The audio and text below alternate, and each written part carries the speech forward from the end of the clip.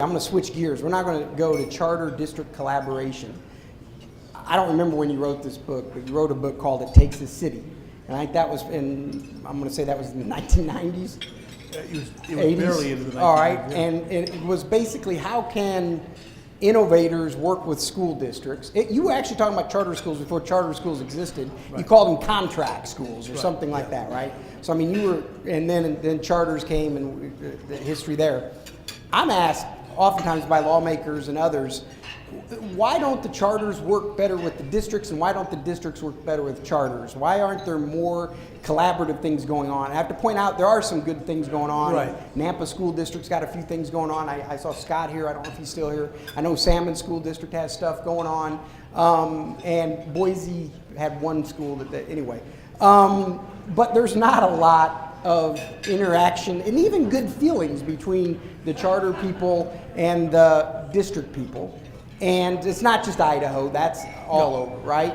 And you've done more than anybody, right? Trying to bring people together around this in big cities, smaller places. So I'm not sure exactly what I want to ask you is, except on what should the answer be as to how do we, and what are the advantages? Are there advantages to districts and charters working together? Or should we just say, you know what, you go your way, I'll go mine. There should be a common accountability system, common funding. How do you think about this? Help us.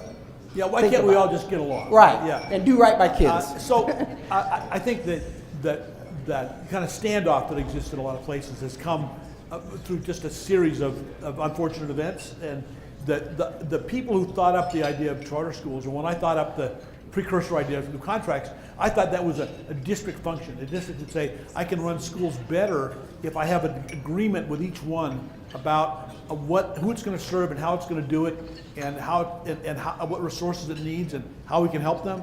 And we renew that agreement every year so that we're actually managing a portfolio of schools that we understand. And I thought that's what the contracting would be like. And chartering, to my mind at the time, was it was an advantage, a better way for a district to relate to a school. Because instead of sending them a rule book and a bunch of teachers that were selected by the collective bargaining agreement, you'd have an agreement about what they were going to do and why. And that made perfect sense. But early on, two things happened. One, the districts,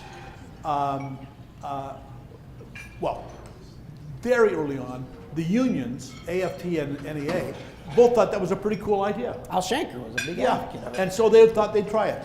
And one thing that happened is that the teachers that went to work in charter schools became ornery. They didn't like the collective bargaining agreement anymore. It was not helping them. And so it was destabilizing for the union. But that's one thing.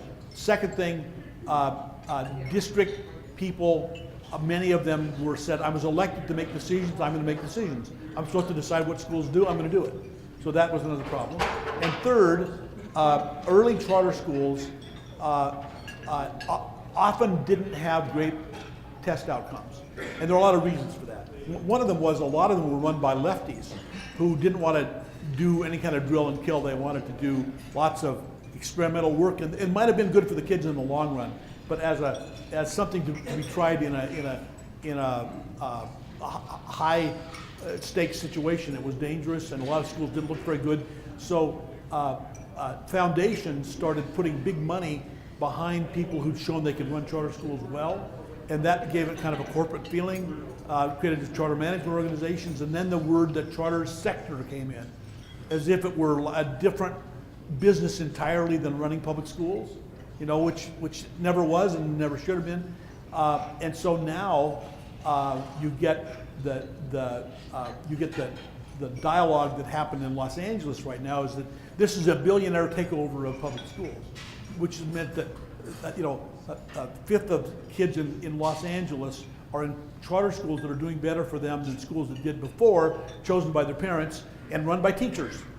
But they're called charter schools, and because of all that bitterness, it's seen as a separate thing.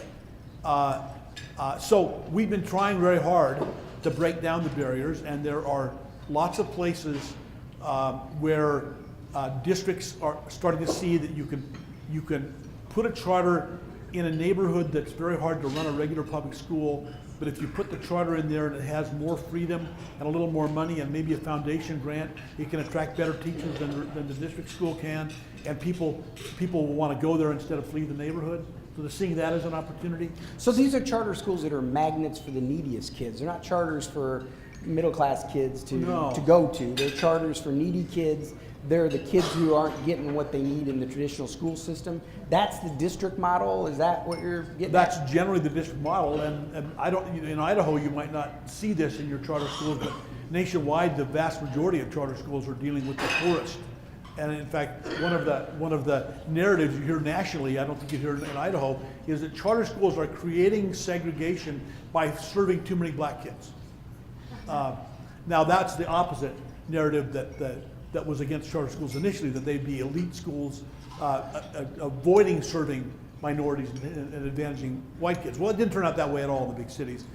They are the way the district and the community are actually getting new opportunities for kids. And that's the basis on which real collaboration is starting to happen. So from the charter school perspective in a place like Denver, or a place that has really embraced this sort of approach, I mean, one of the things that make charter schools really good is their freedom and flexibility to do what they think is right by kids, not to have to make political trade-offs. That, you know, gosh, if we do this in this building, they're going to want it over there, or it's going to result in labor tensions or anything else. The uniqueness of it is that this is an independent school. It's able to do what makes the most sense for that school, and it doesn't have to think as much about the bigger picture of what does it mean overall for the district. Is that an accurate portrayal, and do charters have something to fear if a district says, hey, let's figure out ways to work together? Should they wait a minute? If charters, there are some charters that have taken on the position that they are set apart and the districts are bad for them, they should have nothing to do with them. And that comes from their own incentives and the way the foundations that have funded them have thought about it and so on. And I just think that is an attitude among charters that's in the long run a death wish and not workable. Obviously, you could be in a district where you have a good charter school and the district used to like you and they got a new board and now they're going to kill you, so you're oppositional. Okay, those things happen. Mm-hmm. But there are some charter schools that just have a general assumption that you stay as far from the district as you can. And that's not a survivable strategy. For districts, for them to become persuaded that giving schools more freedom and more ability to be strategic is good for all schools, is a good thing. So what's happening in Denver, which has a pretty good record of charter district collaboration, is now they have a state law that allows a lot of schools to take innovative status that makes them virtually charters. But they're still district schools. And they're less controversial. In fact, some of the most successful new smaller districts that have done transformations have done a little chartering and a lot of de facto but not called chartering. So I think what I'm about to say maybe doesn't apply here, but in some places the more charter people are willing to make a deal with the district to provide a good school regardless of what you call it, the better it will be.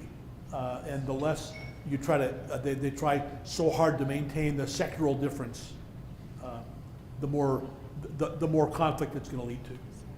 Terry, push back on that. You have. Well, I mean, my problem with it is not so much the Idaho experience as the Ohio experience, right? Where, in Dayton, we exerted a lot of energy, effort, resources to get the district to work with the charter sector. We can do things together we can't do separately, and it died for political reasons. Right. Yeah. It died because, listen, the House is going to turn Democrat and we can kill you, we don't need you. Or it died because, I can go advocate for more money for the charters than I can for the district. I don't need the district. I mean, all the raw politics that we see a lot in America came to play and destroyed the efforts to collaborate, frankly. Yeah, Ohio is a great dystopia. There should be a movie about it. Cleveland, for example, which is a district, Cleveland's historic performance is about as bad as you can get. They went about 15 years without being able to pass a levy, which means their spending kept collapsing. They had to let go of teachers. All they had was a few old teachers left. It was really catastrophic. but there have been some charter schools that went in there early on that were for-profit, very badly managed, very badly overseen, and in Cleveland, charter school is a poisonous name. And they need charter schools very badly. Everybody knows it. They have a very hard time getting them because it's got a bad record. And eventually, Cleveland will find a way to create schools that are charters except in name, and that will be a way to keep families and teachers in neighborhoods that now don't have good schools. So the core kind of thing, when I go back and read your stuff going back in time, I mean, it's about giving people space to innovate and try things differently, yet having some sort of accountability over what they do, whether that be a contract school, a charter school. And you know, this state has a high-performing charter school sector. Yeah. There's a report that's going to be coming out from Credo. Now, we haven't done as well in serving Hispanic kids and ELL kids, and that'll be a topic of conversation, I'm sure. But there's a lot of success in this state in the charter sector, and it's because you've had really good educators who've gotten into running these schools.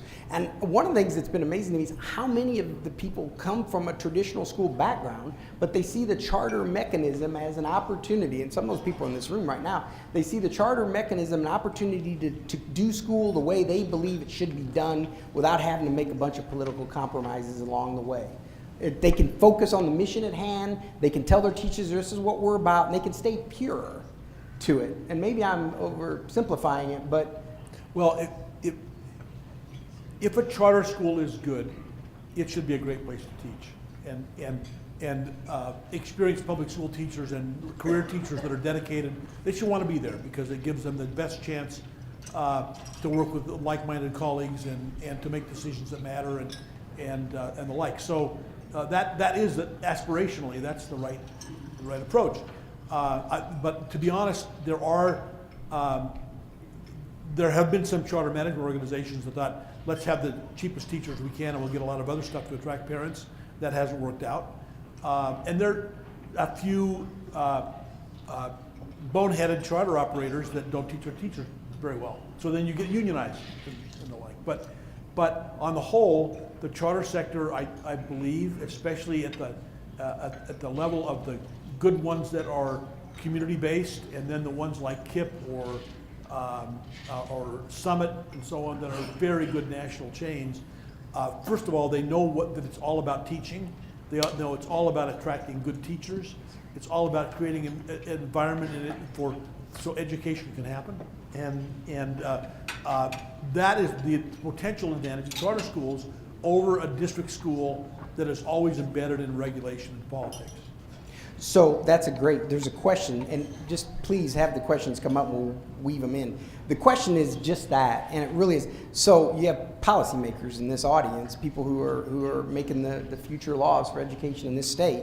How can policymakers create incentives to make partnerships between districts and charters more doable, more possible, more and we do have an innovation bill that was passed in this state. It hasn't taken off the way I think I sort of would like to have seen it. But what are the incentives that you would suggest to lawmakers that they could provide both districts and charters to encourage them to want to at least sit at the table and maybe think about ways of working together? Right. I think at the teacher level, it's very important to let regular public school teachers move to charter schools and not lose their access to district-run schools if they want it. So that, and similarly, to let teachers who are certified to teach by charter schools have that certification recognized by the districts so teachers can go back. I think in some ways that the human level, the best is going to be when people start to work together and appreciate what one another brings. But there are also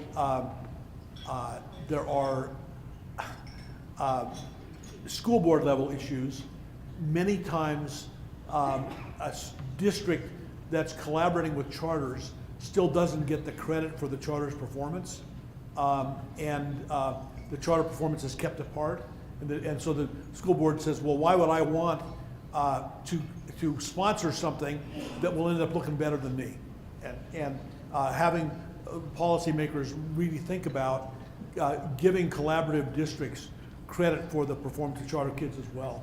It's just a matter of how you do the numbers.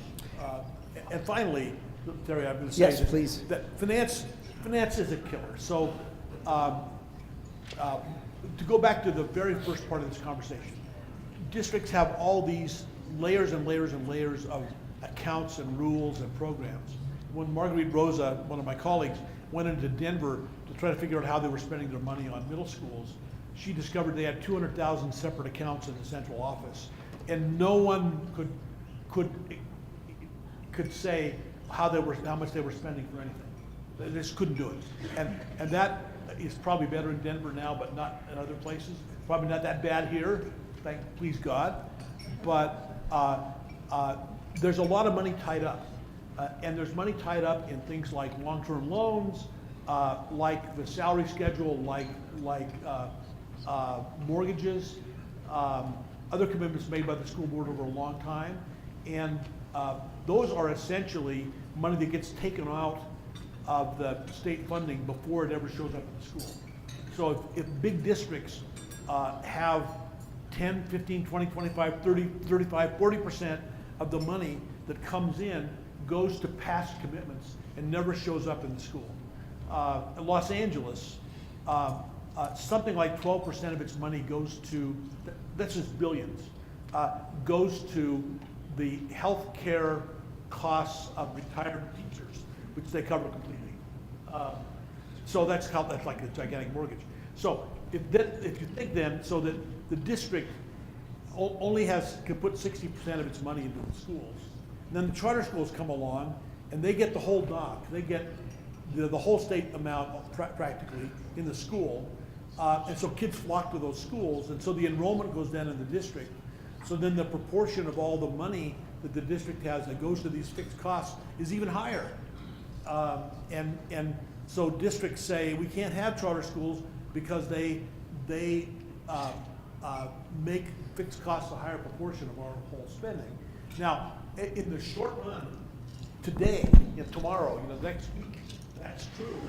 But the truth is that all those commitments were made by somebody for a reason, and many of them can be liquidated over time. If you pay off the mortgage and don't get another one, or you get the legislature to change the rules on who pays for teacher for retiree health care. You don't want to be in a situation where you're unable to serve your kids. So if districts saw that they don't want to be sick in this way, then that would be the beginning of a relationship with charters. The other side is that charters need to understand that they should deal with the district in a way as to grow as fast as they can, giving the district a chance to adapt. So we're going to have to switch gears. Sorry. No, don't be sorry. You've been great. Put the mic up. There's an advantage to being in one of the fastest growing states in the country, is what you're saying. And Huge. Communities that are shrinking, not being in Los Angeles, it's much that's right. harder. Yeah. So there's a cosmic question. It's a really good one. And I don't know if you want to answer it now or think about it, and maybe right at the very end. We've got about 15 minutes, and we're going to talk rural education, which I know you've got a lot of thinking going on there. The question here is, the big issue here. What's the purpose of K-12 education? As we move, I can't believe it's 2019, right? I mean, so we're well into the 21st century. All these things going on around us, and there's a lot of of people trying to figure out how do we make sense of this world. What does our nation and our state need from its K-12 schools?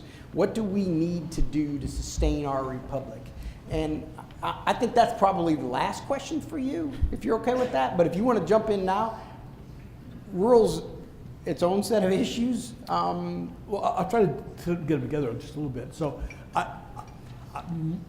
this is my opinion. I won't say more than that. That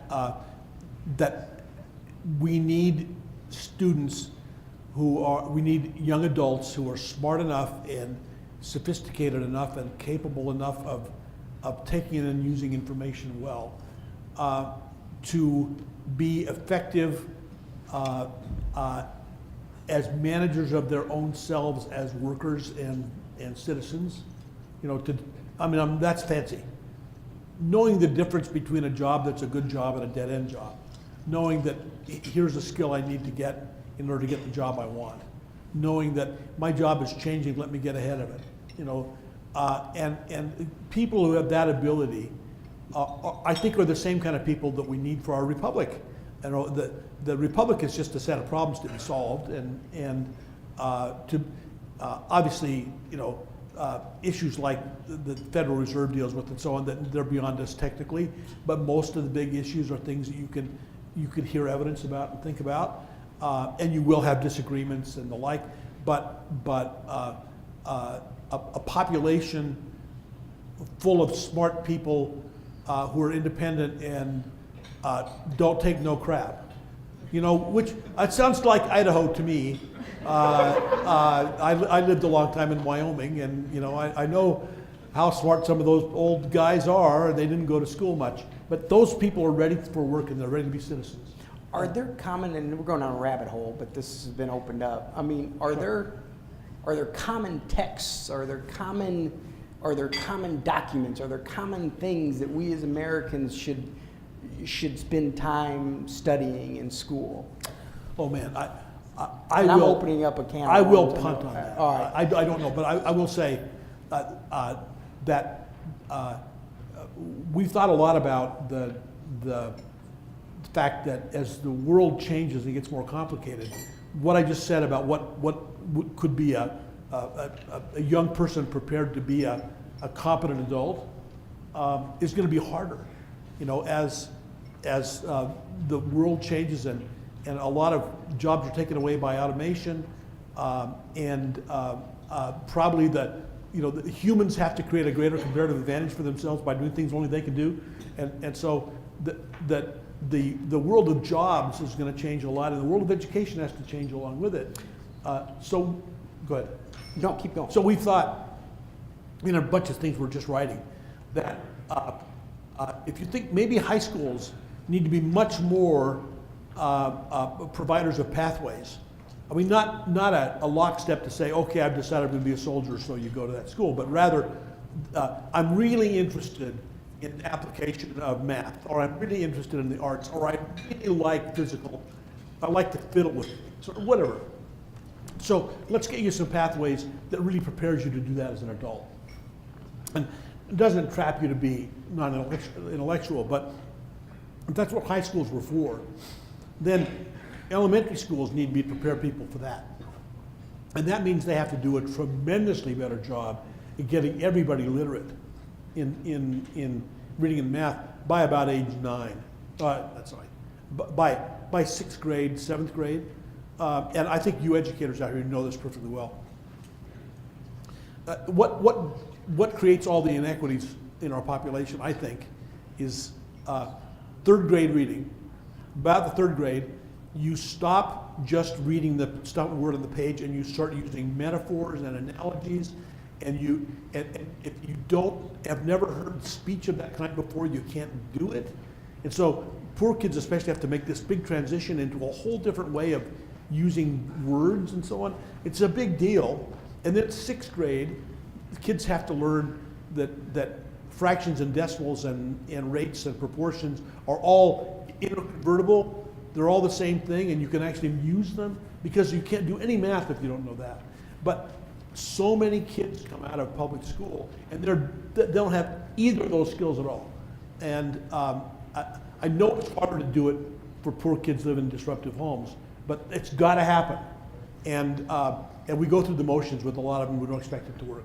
And if we want to have a society where we expect every kid to be self-governing and a real citizen, elementary schools have to be way, way better than they are.